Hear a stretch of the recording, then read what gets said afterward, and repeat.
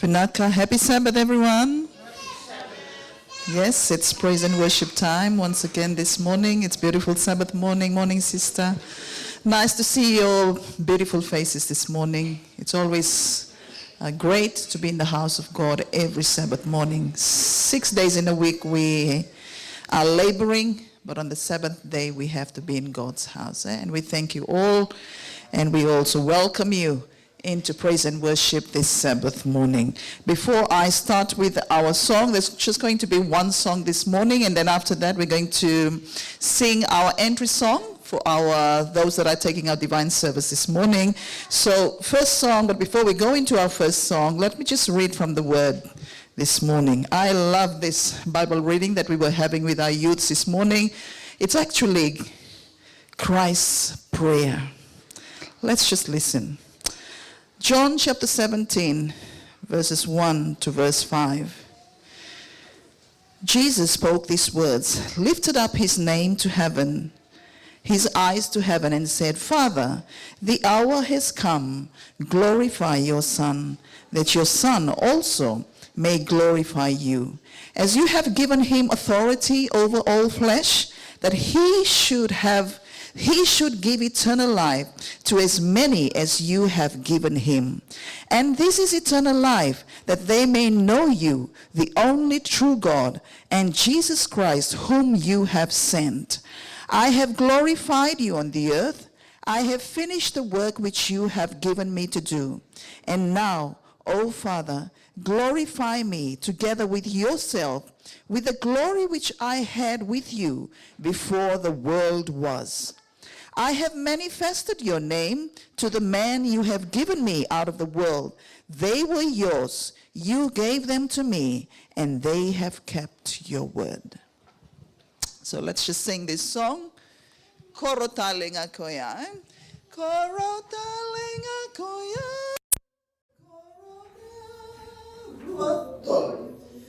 Korotalinga koya.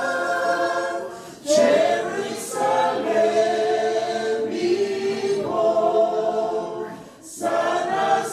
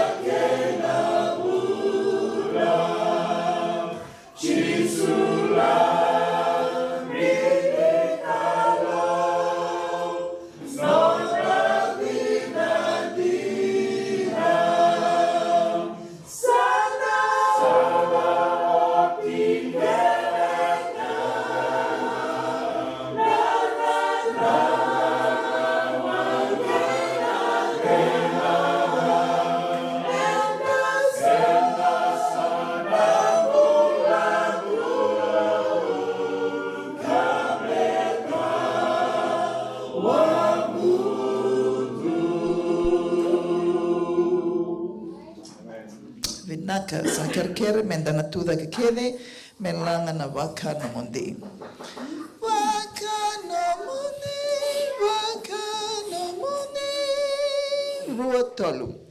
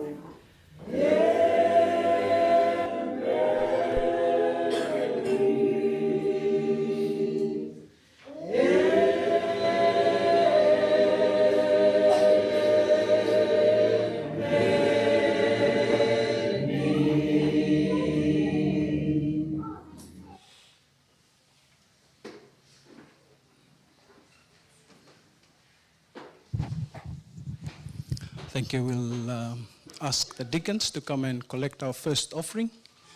Just for those that are visiting with us, our first offering is just to help with the rent of this church. If you are able to, we thank you for giving. Naka.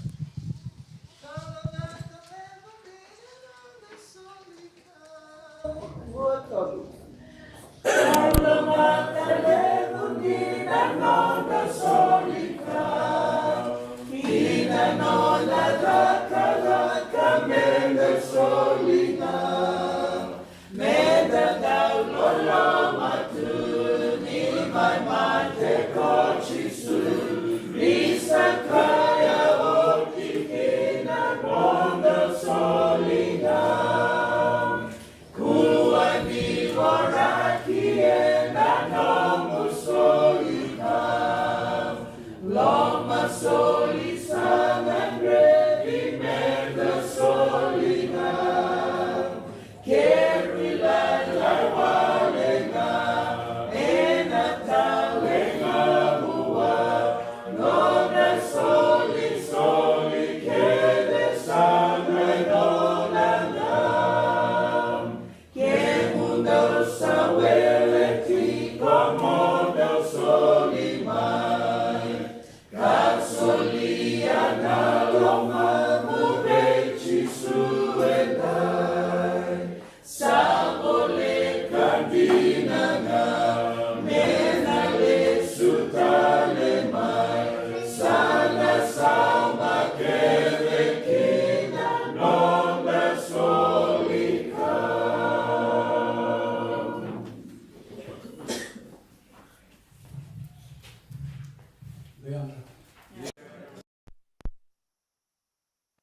So good to see you all this morning. It's a beautiful Sabbath morning. And I think I'll speak on our behalf to thank God for His protection over us this week, Yeah, for bringing us to Sabbath, this beautiful Sabbath morning. I know I feel the winter is sort of going away slowly, feeling the warmth, but it's not over yet. But we still thank God for the coolness of the days. And this morning I'd like to welcome the angels, God the Father, the Son, and the Holy Spirit in our midst this morning.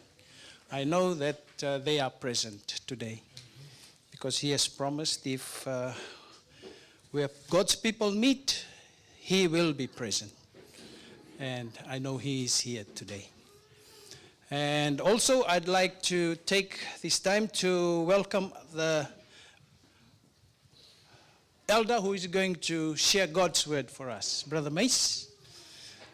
We were just talking at the back. It's been a while before, but it's always good to see you, brother. Yeah. He told us that he's been busy going around churches presenting the message, but this morning it's our privilege to welcome him and to listen to what God has prepared for him that he will share with us today. Thank you, brother, for accepting the invitation to be here. Also, I'd like to welcome a couple of our visitors who are here. First name, Alumita. Even though Alumita was here with us last week with her sister. Alumita, welcome. She's from Yavusania. I know her village pretty well in Nandi. Naka Alumita, we hope that you'll come and join us. She told us that she's been going to the Samoan church, but we try and encourage her to come here. Naka Alumita, thank you for coming today.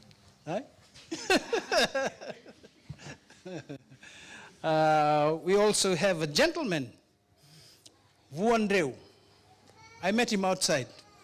Pulavinaka, brother. He came all the way from England. He's a member of the British Army, even though he's finished now. He's touring. It's time to tour now, Duty's over. So, yes, he's visiting with us today, and he was telling me tomorrow he's going to Fiji to be part of the Fiji for Christ. Thank you, brother. Navalevu.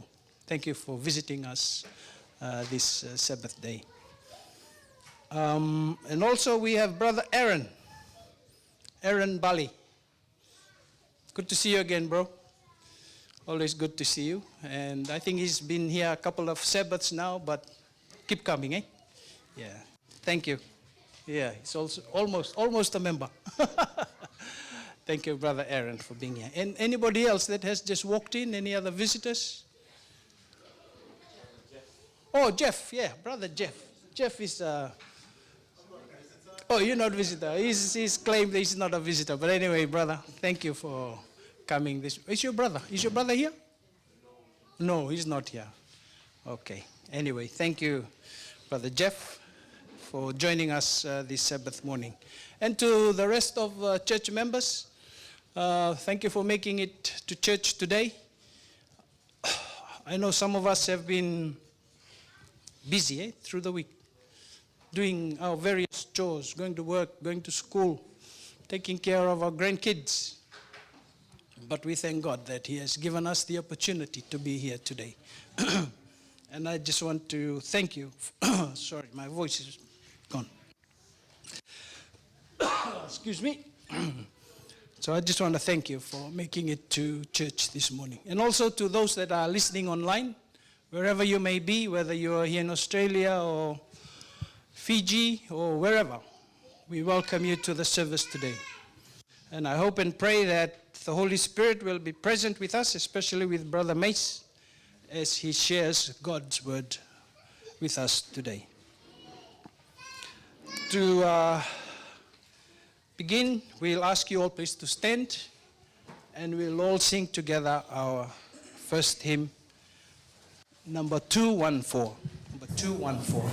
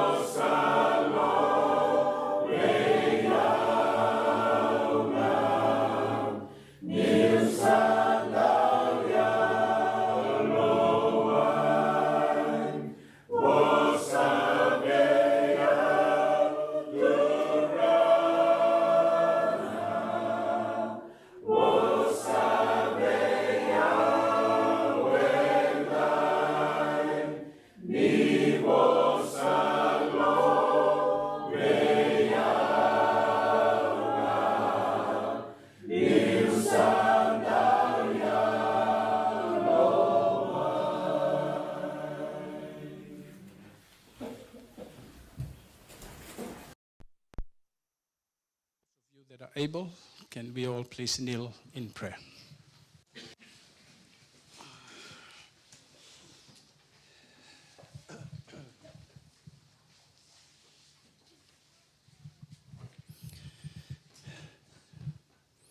Our gracious and eternal Father in heaven, we come before your throne this morning. We know we are not worthy to stand before you. We are sinners, but we thank God. We thank you that your Son has come to cover us with his righteousness, that has enabled us to kneel before you this beautiful Sabbath morning. We thank you, Lord, for all that you have done for us this week. We thank you that you've kept us safe from all harm and danger. We thank you that you have provided for all the necessities of life that we need. We thank you for the food. We thank you for our beds, our warm beds.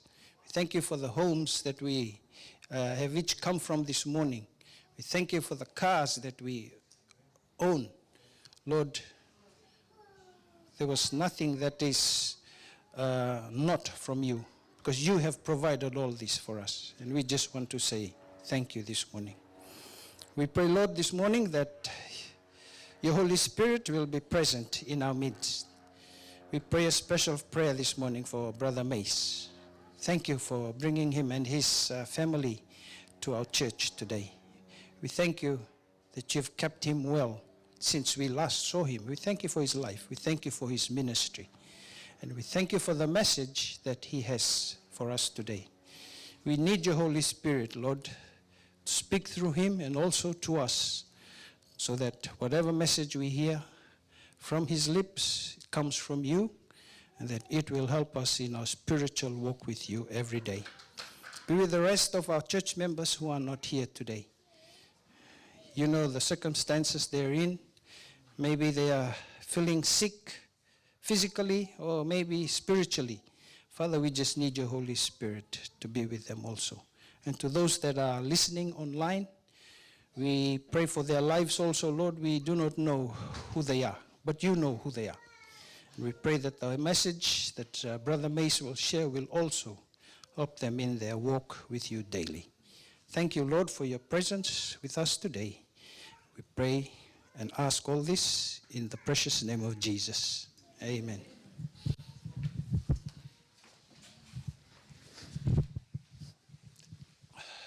It's children's story time. So we'll ask all the children, please, to come. And this is your time.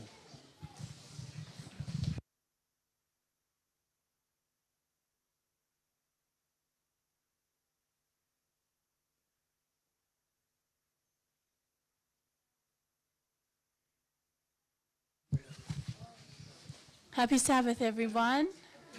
Zahara, turn around. Okay, had everyone have a good week? Yes. Oh, very good. Well, this morning our story is called From Dogs to Jesus. Put your hand up if you have a pet dog. No, you don't. Anyone else in the church? Anyone have a dog at home? Yeah, are you used to Uncle Mace? Yeah, oh, we had lots in our village, lots of dogs. But that's what our story is about today. And it is about two missionaries, and their names are Christian and Maribel. And Christian and Maribel, they have gotten on a plane and they have gone all the way to Ecuador, to a small community. And in Ecuador, their job is, they've decided that they want to share the love of Jesus and the gospel to the people in that community. But they were presented with a challenge, because in this community there was no other Seventh-day Adventist Christians. And they found that there was no one interested in hearing about the Bible or hearing about Jesus. So they thought, so they went home and they prayed. Turn around, Oni. They prayed. They asked God to help them to find a way that they can connect with the people in their community so that they can share about Jesus and his love. And they came up with an idea. They thought, we need to do what Jesus did. And what did Jesus do? He met the needs of the people. He didn't go and start preaching. He didn't go and start presenting the Sabbath school lesson. Jesus found the needs of those around him, and he met those needs. And they discovered that in their neighborhood, in their community, there were lots of dogs. Almost everybody, every house had a pet dog. And so they offered free dog walking services. While the parents were away at work, dogs were at home by themselves and they'd be bored. So they thought, hey, let's go and let's ask the people if they want us to walk their dogs in the day while they're busy at work. And that's what they did. They would go around to all the houses and they'd pick up the dogs on their leashes and they would be walking. They'd walk around the neighborhood and they'd walk to the dog park, and the dogs were so happy. They got to run around and it was something exciting for them to do, play with the other dogs. And pretty soon they had made friends with the owners of the dogs. And the owners of the dogs and the dogs themselves, they were so happy and they were so thankful to these new missionaries that were in their neighborhood, that had taken time to get to know them and to walk them, and eventually they had become friends. After work, the dog owners would come to the park and they would come and talk and have a chat and connect with the missionaries, and other missionaries had come too to help Maribel and Christian. And eventually the dog owners started asking to learn more about Jesus and started asking to attend Bible study classes, Bible study sessions. And a few of them even gave their hearts to Jesus. And that reminds us of a text in Ephesians chapter 4, verse 32, and it says, "And be kind to one another, tender-hearted, forgiving one another, even as God in Christ forgave you." Just like Maribel and Christian, when we care for other people, when we are kind and we show God's love, the great love of Jesus to those around us, through that small act of kindness, we might influence them to be able to give their hearts to Jesus. We might cause them to ask, "Hey, what's different about this friend? Why are they so kind? Why are they so loving?" And it might lead them to get to know Jesus and want Jesus to be their friend and their Savior too. Okay, boys and girls, that's our story for this morning. And before I let you go back to your seats, we're going to say a quick prayer. So can you please bow your heads, close your eyes, let us pray. Dear Heavenly Father, we thank you for your missionaries and people that have dedicated their lives to sharing the gospel and the good news of your love to all those around the world in hard-to-reach communities and places where people have not yet heard of the second coming of Jesus. We thank you for the lives of each and every one who has boldly stepped forward and answering your call, Lord, to share your love. We thank you that we can learn that through small, creative acts of kindness, we can show care to those around us, and eventually, through that love, direct them to the love of Jesus. And we pray, Lord, that you'll help the children to understand that through their interactions every day, that they can be a witness for you, pointing their friends to you every single day. We thank you, Lord, for their lives this morning. We ask that you will bless them in a very special way. Please continue to be with us as we continue this divine service hour, that you'll speak through Brother Mace and encourage and uplift us through the message that has been prepared. In Jesus' name we pray. Amen.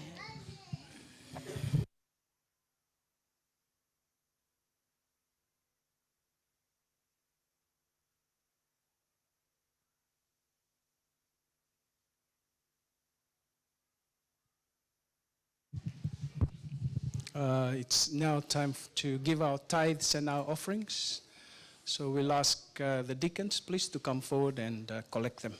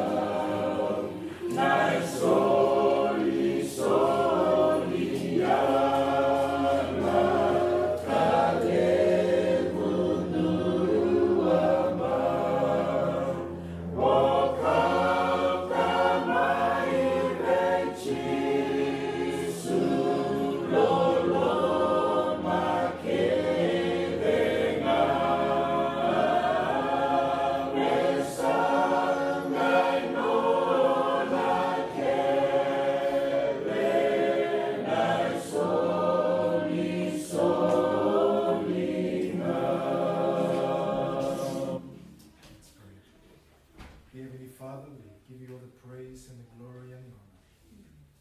Father, through these times, we don't pay you, but we return what belongs to you. May you use this fund, Father, to draw more people to you as we prepare for your second return. Father, I pray that you'll bless those who have given. Bless those who haven't, Lord. And may the glory belongs to you. Give you all the praise and the honor. In Jesus' name. Amen.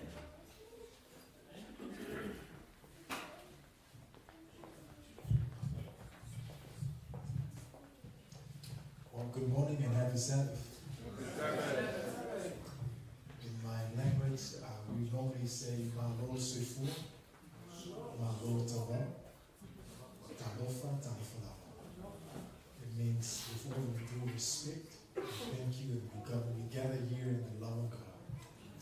It is true, it's been a long time I haven't been here in our beautiful family here at the Fijian Church. And I always say to myself, I am not a visitor, I am a member of this family. So, and that's what I love about an Adventist, is no matter where you go, you are a family. You are one big family. So you look so beautiful this morning. I feel so old, like I think the last time you saw me I had no gray hair. And now, maybe because of my grandson. Well, why don't you tell to the person next to you and say, you look wonderful this Sabbath morning.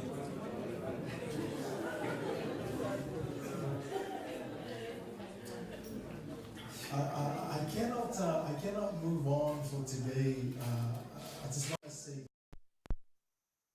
fathers in the house, to those who are older than me, I think I've been in the Seventh-day Adventist Church now for how many years now, honey? I think going to 11 years, so I'm still new in the faith. But I just want to say, just to pause, and just want to say thank you to those who have been running the race longer. Everywhere I go in the church today, it is sad that the church has been shaken somehow. Members have left, young people have left, young people have gone through their own journey, I believe. But those who have stayed in the boat, no matter how difficult, I was sitting here this morning. Do you know how motivated I am just to see those who are in the church that's still holding on? Do you know how motivated it is? It cried my heart at the back. I just want to say thank you to those who have held on. Thank you for your faithfulness. Thank you for the grind. Thank you for all the hurt that you have been through. And by right, you could have been gone long time. And you're here because you know the calling is so precious that one day we will meet our Creator. And to hear those words, faithful servant, welcome to the kingdom of God. So thank you.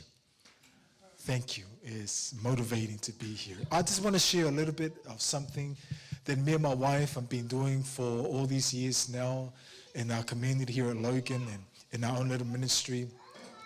When I first came into the church, my dad, I grew up in some of you guys have heard this before, I grew up in the Methodist church. I am the only Adventist in my family. My dad, he's a retired Methodist pastor. He's been pastor for almost 45 years now. He's retired now. And when I came into the church, it was through my wife. She was Adventist. And I could not, she was sharing to be, we went together. I dragged her out of the church. We went out to the clubs. We went out to do all the worldly things. And when I came back into the church, I didn't come back into the Adventist church. I went into the Pentecostal.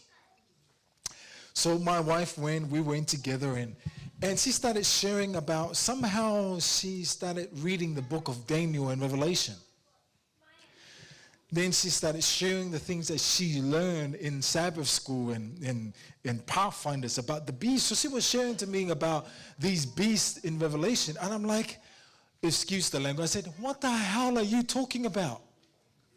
Because being a Methodist, you don't hear beast, you don't hear that stuff. You don't touch the book of Revelation. You don't touch the book of Daniel. So when she was sharing about the mark of the beast, I'm like, every every morning in the weekend, I think every day, 6 o'clock in the morning. Now, you don't wake us up morning at Saturday at 6 o'clock in the morning. Like, let me sleep.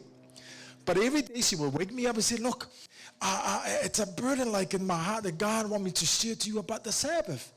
I'm like, you are the only idiots in the world today that worship on the Sabbath. Everyone else worship on the Sunday. So she never gives up. She's just sharing and sharing.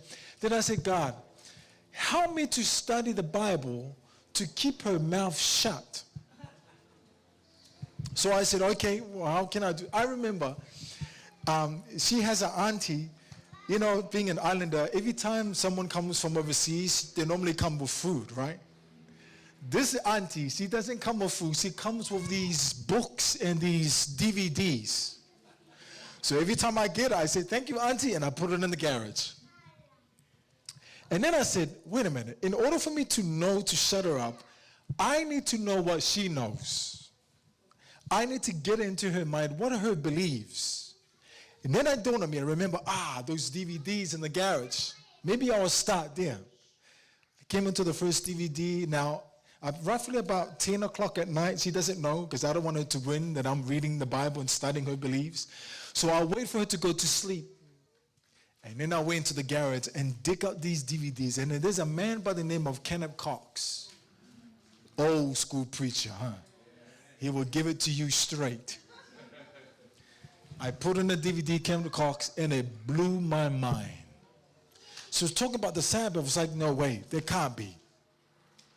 And he opened the word with me. I went into the Bible. I was like, how can I miss it? So here's me trying to prove her wrong. The Bible was speaking to me. I did this for 1 year without her knowing. Now, our pastor, during that time, to cut the story short, during this time, I was under the Hillsong banner. We were a branch from a Hillsong. And during this time, our pastor they were leading us to become a youth pastors for the youth. But he found out that we will be going, because she said to me, honey, I want to go to a Sabbath church. I said, okay, honey, let's make you happy and make me happy. Let's do both. What do we on a Sabbath? We go to your Sabbath. On a Sunday, you go to my Sabbath. Is that a good deal? She's like, okay, that's a good deal. Our pastor heard that we were doing this. Then he said, hey, we're going to do a Sabbath, not a Sabbath, we're going to do a Bible study on doctrines started next Wednesday, because he knew that we were going to a Seventh-day Adventist. The first church we studied was a Seventh-day Adventist. But you know what they do? They go to the internet and print out all the negative stuff about Adventists, but the disappointment, right? And then said, here, boom.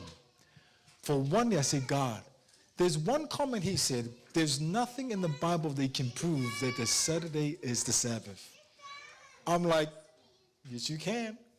I didn't say out loud, but in my mind, I was like, for 1 year, I've been digging it. It says in the Word. We came home that night. My wife, she said, honey, I'm leaving the Sunday church with or without, even if it costs us for separation of our marriage. I said, honey, I'm coming with you. She cried. Anyway, I came. Before I came, I was into sports. I was really into sports. I'm really good at doing sports. This is before I came into an Adventist. And then she started sharing to me about these books, about this Ellen White lady. And I'm like, okay, I want to dig into her writing. So one book I came with was a health message, and I became a vegan for 1 year. I was playing sport. I said, look, I'm going to test her writing for 1 year, see what happens.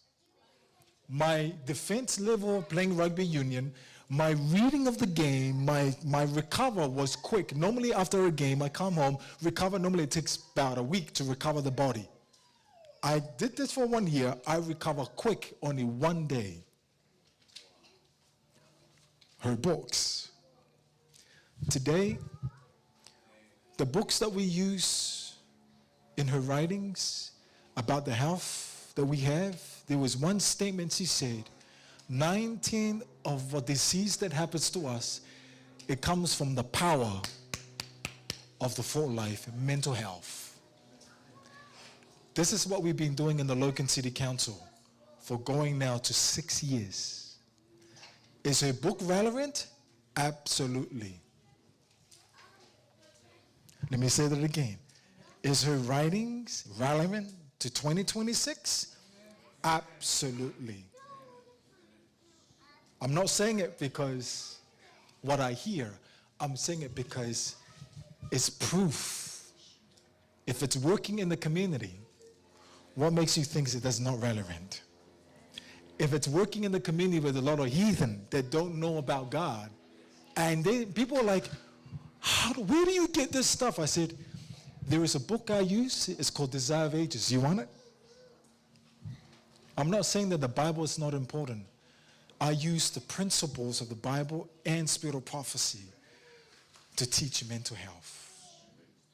And you see the hope in people's face. They were like, wow, there is hope. I say, absolutely, there is hope. God is good.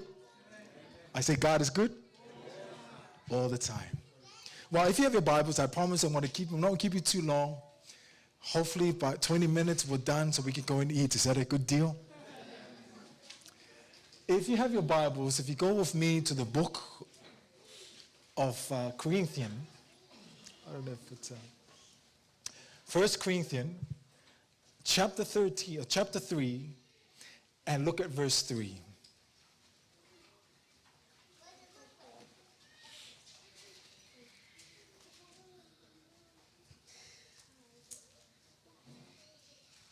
Second Corinthians, chapter 3, verse 17.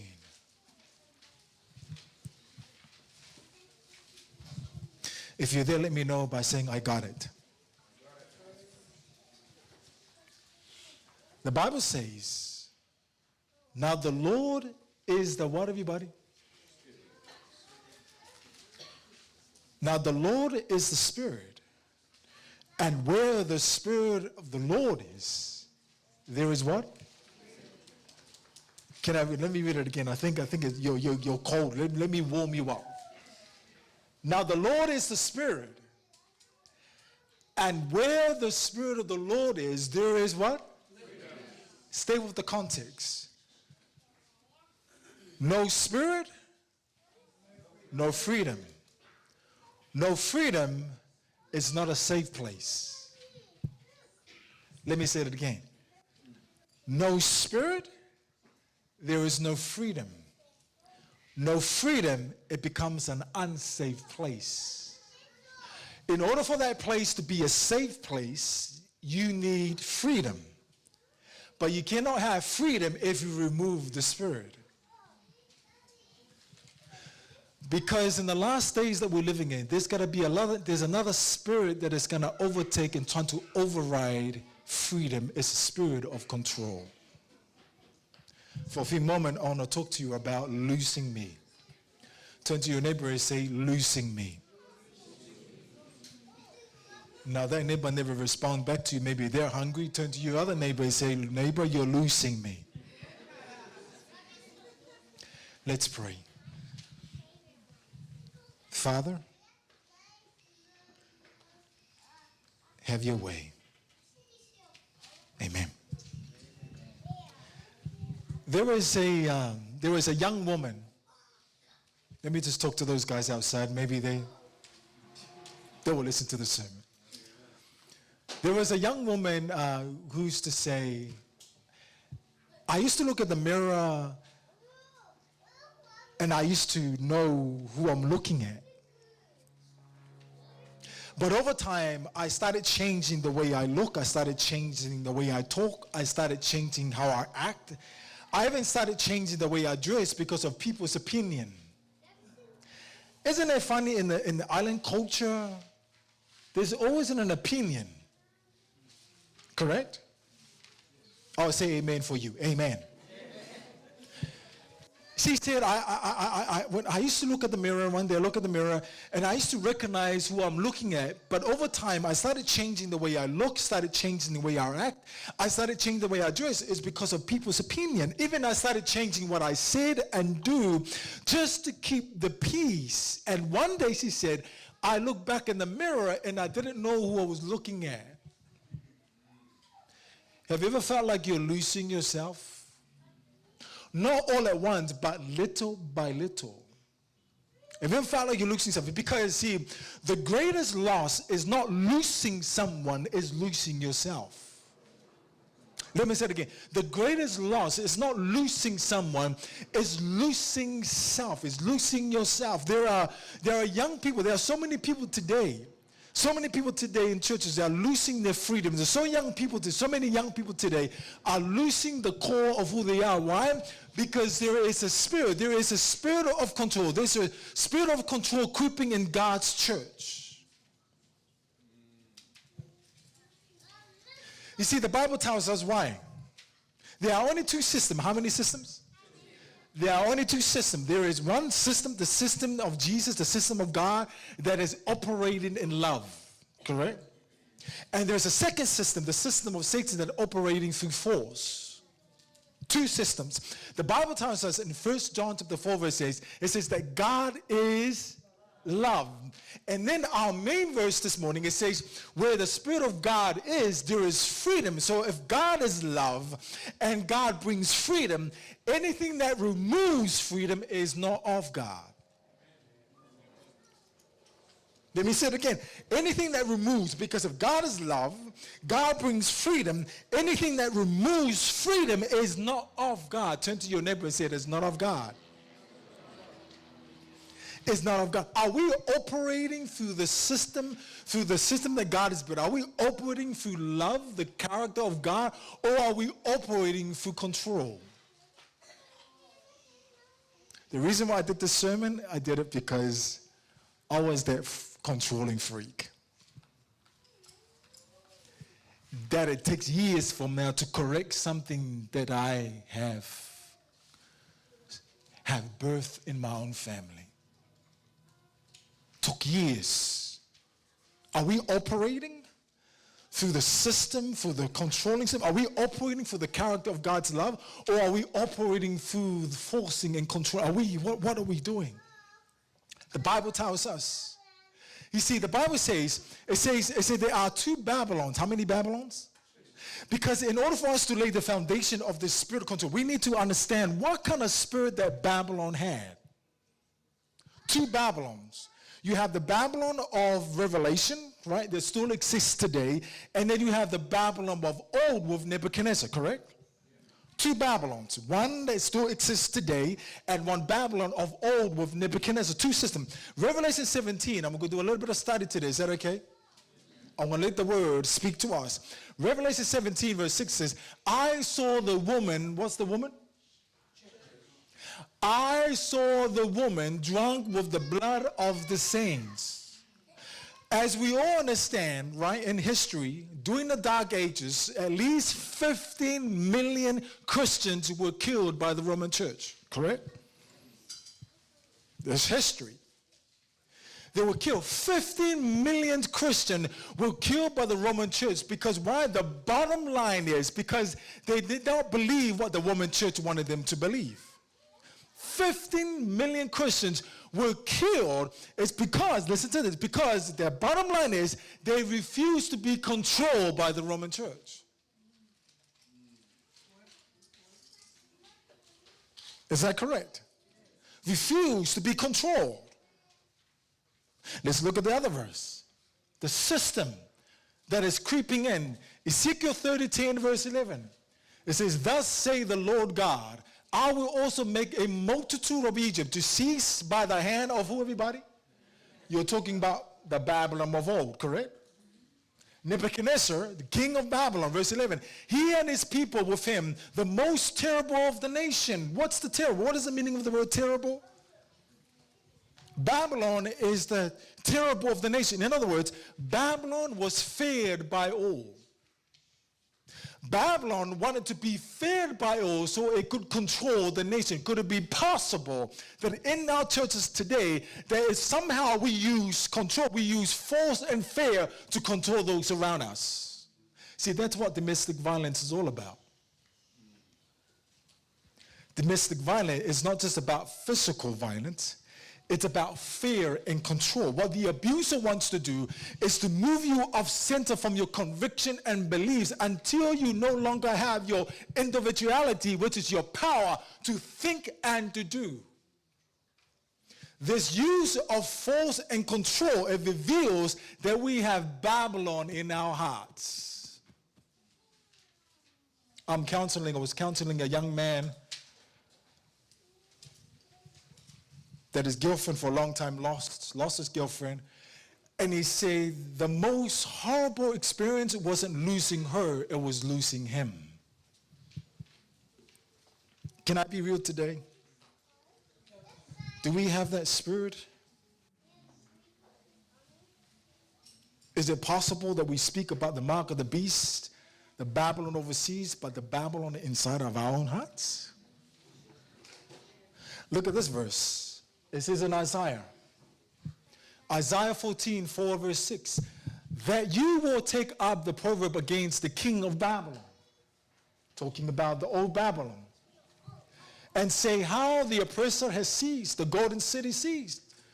The Lord has broken the staff of the wicked, the scripture of the rulers. He who struck the people in wrath with the continuous stroke. And listen to this. He who ruled the nation with what? What does Babylon use to rule? Let me say it again. What does Babylon use to rule the nation? It is anger that Babylon used to rule the nation.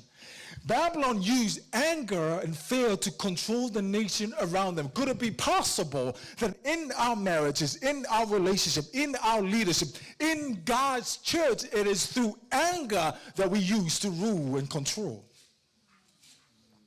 Could it be possible? How do I know it's possible? Ask my wife. There's something that kind of ruined any of my sermons that do it first hit Mace before I speak it to you. You know me now. Every one of my sermons is all personal. This is prophecy. Could it be possible that in our marriage, in our relationships, somehow every single person that is sitting in this room has been abused by someone that wants to control you? But not only that, every single one that is sitting in this room right here has abused others, we wanted to control them and do what we wanted them to do. See, anytime we get upset with someone, it's because we want things to do our way. Anytime that we get upset in business meetings and board meetings and whatever meetings we have with our family meetings, when we don't get people to do things our ways, we get upset. Is it possible? And this is happening in the spirit. And the reason why I'm talking is because I've been to so many churches, and this is the spirit in the end times. In the end times, this is going to rise. It's going to get worse and worse and worse. The spirit of control. You see, the greatest enemy is not the beast living in Rome. The greatest enemy is the beast that's living inside of our hearts. Could it be possible that we have the spirit of Babylon? Let me say it straight. The church is not Babylon, but we could have the spirit of Babylon. Could it be possible? The spirit of Babylon, ruled with fear and ruled with anger, just to get a point across, is going to get worse and worse and worse. Is that correct? In the times, let me go. Can I go a little bit deeper? I'm almost done. Let's look at the mark of the beast. If you have your book, go with me to the book of Revelation 13, verse 11. If you don't have it, I'm going to look on the screen. Let's look at the mark of the beast. To go a little bit deeper, because we want to identify this spirit, because we can be blind. We can move on with things that God is calling us, but not knowing that we have this spirit in us. Revelation 13, verse 11. Then I saw another beast coming out of the earth, and he had horns like a lamb and spoke like a what? One of the main characteristics of this lamb-like beast is that he speaks like a what? So he looks like, outside looks like, but he speaks like. Now look with me into the book of Matthew. Keep that in mind. He looks like a lamb, but he speaks like a dragon. Matthew 12, verse 34. For out of the abundance of the heart, the mouth what? Now, connect the two. Let me break it down for you. Anything that comes out of a person's mouth first hits the... Anything that comes out of our mouth has to come from our heart, correct? See, Revelation 17, listen again. Revelation 12, 13, it says, now when the dragon saw, see, this nation of Revelation 13 has the heart of a dragon. Let me say it again. This nation in Revelation 13 has a heart of the dragon. The question is, what is the heart of the dragon? Well, it says here, Revelation 12, 13. Now when the dragon saw that he had been cast to the earth, he what? So before he persecuted, what was in the heart? The heart of the dragon is to persecute. Why? Because persecution is used as a means to control those around them. Could it be possible that we have this spirit in us? We may not persecute it with knives, we may not persecute it with guns, but we can persecute it with our thoughts and our feelings and our minds and what we say to our neighbor. Could it correct? Could it be possible? I know you don't have it here in Fiji Church. I know you don't have it here. I know where other churches have, but I know you don't. It's all good here. But could it be possible? Could it be possible that we have this persecution? Could it be possible? See, the heart of the dragon is to control. See, Revelation 13 is talking about United States of America, but let me go a little bit deeper. It's also talking about me and you. It was prophesied in the end times that people will use the spirit of Babylon with control to control those around us in the end times. I remember when I was watching TV, yes, the preacher does watch TV. I was just flipping through the channels and I was listening, I was just flipping, and then it dawned on me that every time I press the button, the remote, the TV responds immediately. Then I said, sometimes we treat people like that. Sorry, Sonny. Sometimes we treat people like that. If I say this, they will react.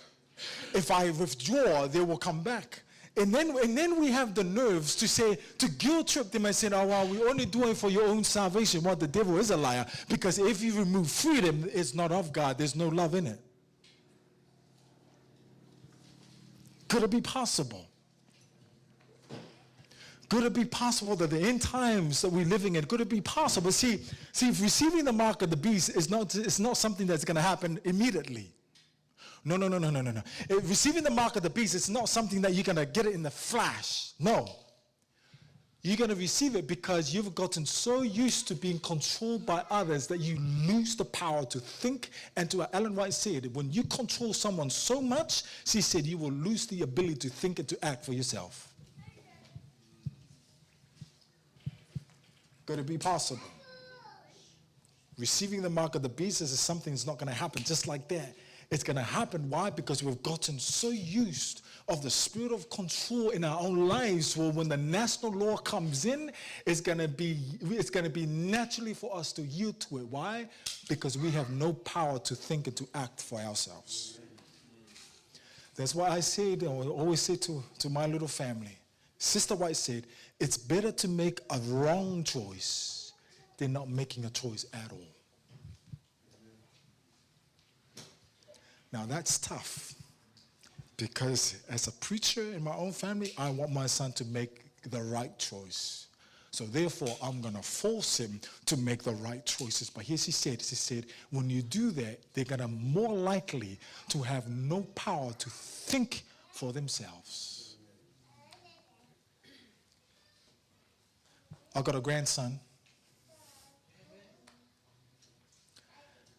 And this cute little baby. But before he came into this world, I went through hell. Because as you understand, when you do ministry, when something happened to your family, the shame comes in, how dare you stand up there and preach the word of God and things that happen to your own family. And now I say to people, it is none of your business. That's between me and God. But I went through hell. the expectation of what people's gonna say. The people said, oh man, this is no support system. Like, how can you allow this to happen in your own family and everything? When this little girl came in my life, I started seeing my son changing responsibility. Now, I feel sorry for my son. He's still young, right? But he's got to get up, change the nappies, do the bottles for baby. I say, son, welcome to the fatherhood. Somehow God is using this experience to teach him something. I had to allow my son to make that choice. Did it hurt? Absolutely. Today? Absolutely. But I always remember what the prophet said.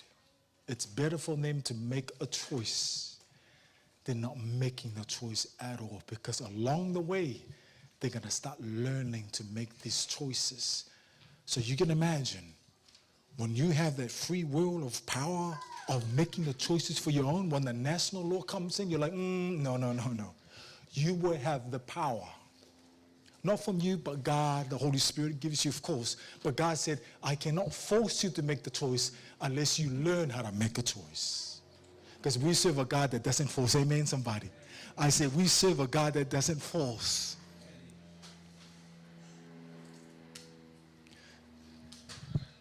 If we go to the next screen. Romans 5:8. But God demonstrated his own love towards us in that while we were still sinners, Christ died for us. Isn't that crazy? That God doesn't say, no, you need to behave first, then I'll die. He doesn't force his will. Till today, it doesn't make sense. How can I serve a God that he's going to see me doing sin and still gives me the breath of life? It doesn't make sense. How can this great God who has all the principle, who has all the stuff that he's giving to us to walk by, but he still gives me the moment to say, look, I know you're going to go that way. I know. I'm not asking you to behave first, because here's the thing. Because you see, spiritual abuse happens when we use God's name to force behavior. Can I say that again? Spiritual abuse happens in the church when we use God's name in vain to force behavior and obedience. Obedience only comes when we experience the goodness of God. Can somebody say amen? See, I'm so glad that, God doesn't use force and control, but he draws. Do you know the difference between forcing and draws? See, I serve a God because Jeremiah tells me so. See, the way God draws, he doesn't draw with forceful text. He draws with his everlasting love. Can the church say amen? I believe, I'm so excited that I serve a God that he initiates first in order for me to come to him. All the principle that we learn as Adventists is important. It's key. It's gold. It's gold nugget. We hold on to it. But the method of doing it, God never forces his way. He initiates. That is against the spirit of Babylon. It's against the spirit of Babylon. In the end days, the spiritual control is going to get worse. How do we know? Revelation 13, 16, 17 tells us that one day you and I will not be able to buy or sell unless we yield to their control. Revelation 13, 15 tells us that force is going to go as far as death. Just like an abusive behavior. You know what an abusive behavior is? First, step one, they're going to start with charm.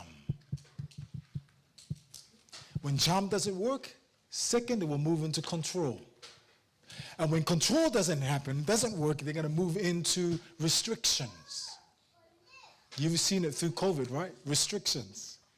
And then the fourth one, when that doesn't work, they're going to go into physical force. Just like how prophecy unfolds. Do we have the Spirit of the Lord that brings freedom? Or do we have a spirit of control that locks us in? I don't know about you, church. But I serve a God that's the opposite.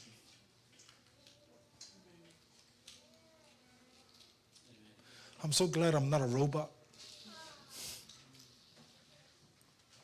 Sometimes I like to do that to my son. Sometimes I like to think, son, I hope you're a robot. I wish you're a robot so I can control you.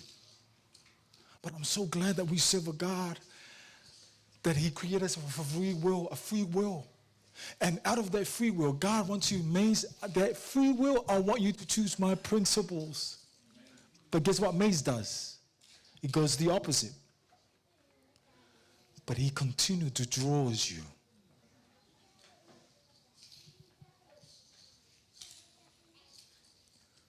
Every day I wake up in the morning, I can hear the birds. Isn't that crazy? Just hearing the sound of the birds, your stress level just drops.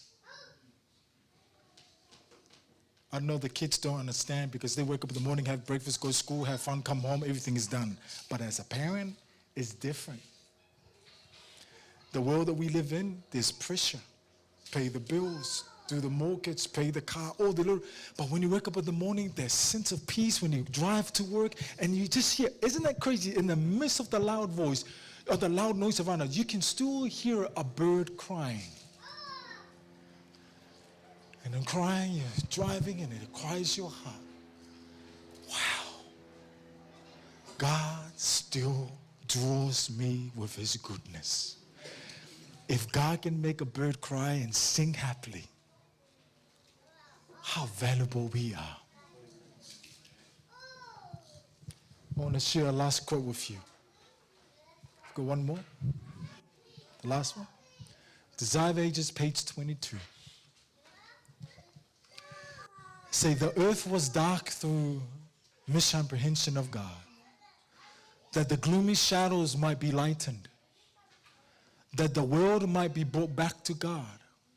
Satan's deceptive power was to be broken. Do you know how powerful Satan is now? She said, it has to be broken. How? Now listen. This could not be done by what, everybody? This was written many years ago. Is it relevant today? This could not be done by force.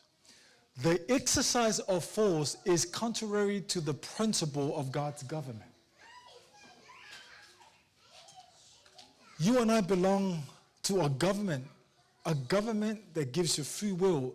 Even God knows that you're going to go the opposite. I read something in the Spirit of Prophecy. It says, while you and I go to heaven, enjoy eternal life, amen? We're going to walk the street of gold, amen? We're going to be flying from planet to planet to share our testimony because those planets never sin. While you and I enjoy everlasting happily, guess who suffer for all of eternity? God does. Why? Because of those he could not save. That's the government that you and I belong to. He suffers while you and I enjoy for all of eternity, live happily for all of eternity, no more pain, no more sorrow, no more struggle, no more grind, no more tears, no more death, all of eternity, but he suffers for those he could not save. That's the government that you and I belong to. Then it says here, he desires only the service of love. And love cannot be commanded. It cannot be won by force or authority. Then it says, only by love is love awakened. To know God is to love him. But to love him is you need to understand his picture of love to you. That makes me want to keep his principles. That makes me want to follow what the word is teaching. I don't know about you, church, but that's the kind of spirit I want. The last remnant of this history, and I believe that's you and I, is going to stand against the abuses of churches, the abuses of government, the abuses of relationship, the abuses of community. Why? Because we serve a God that doesn't force but draws. I don't know who I'm talking to this morning. But if you went through that system of abuse, if you've been controlled, if you've been manipulated, I've got good news for you. Our God understands what it's like. He was abused physically. He was abused spiritually. He was abused emotionally. When he was hanging on the cross, emotionally, they were abusing him. They were laughing at him. They were mocking him. The soldiers said, wow, if you're the Son of God, prophesy to us who slapped you. He was physically abused. He was spiritually abused by the church leader. But did he adhere to it? He refused to be controlled by the authority of the church. And here's the thing, they nailed him on the cross. Why? Because he refused. Even when Jesus was hanging on the cross, they give him vinegar. Did he take it? He refuses to be controlled. It was at the cross that Jesus nailed the system of control. I don't know about you, but that's the God I want to serve. I don't know about you, but that's the God I want to walk with. I don't know about you, but that's the God I want to commit my life, my entire life, until he returns. If that's you, say amen. Amen. Let's pray. Father, to you be all the praise. To you be all the glory. I ask for your forgiveness.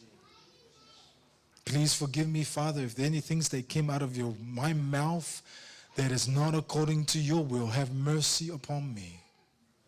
I pray for our church. I pray for our fathers of this church. The burden on their shoulders, Father, to lead their families and to lead your church.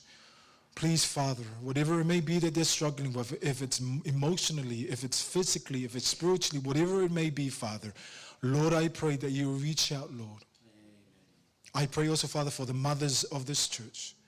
There are things that they're going through as a female, as a mother, that we as male do not understand. Father, I pray that you will reach out. I pray also, Father, for the young people, the young couples of this church. The things that you're going through, Father, maybe the system that they've been through that's holding them back to commit to you. Father, I pray that you will rebuke those systems. But Father, I come to you, Lord. May we have your spirit. May we rebuke the spirit of control in our lives. Because it's true, when we have you in our life, in our relationship will become so attractive to the world. To the world will say, wow, what kind of relationship you have? How come your relationship is so successful? We can point them to you. Father, we thank you for this Sabbath. May we enjoy this Sabbath. May we celebrate this Sabbath never before. Until you return, we thank you. We love you because of your first love to us. We give you the honor. We give you all the praise. In Jesus' name, and everybody say, amen.